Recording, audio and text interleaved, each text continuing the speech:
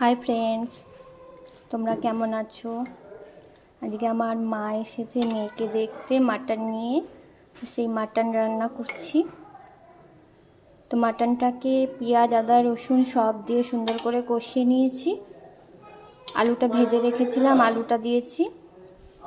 আর দিয়েছি একটা স্পেশাল জিনিস, সেটা হচ্ছে পেঁপে, যেটা আমরা মাটনে খেতে খুব ভালোবাসি। তোমরা কে কে মাটনে পেঁপে দাও আমাকে জানাতে পারো।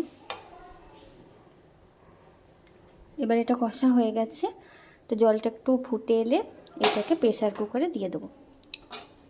তো আমরা মাটনে জিরে গুঁড়ো বা আলাদা কোনো মশলা ব্যবহার করি না, খুব সাধারণ মশলার মধ্যেই করি।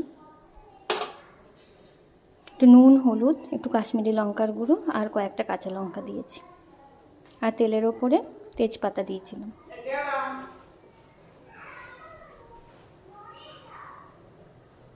প্রেসার কুকারে দিয়ে বেশ কয়েকটা সিটি দিলেই এটা রেডি হয়ে যাবে।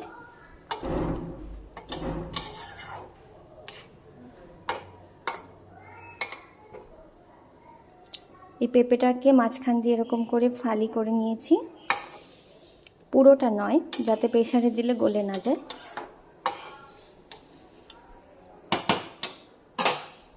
চলো এটা এরপর প্রেসারে দিয়ে দিচ্ছি। বাই ফ্রেন্ডস, জানিও আমার ভিডিও তোমাদের কেমন লাগছে। সবাই ভালো থেকো, বাই, টাটা।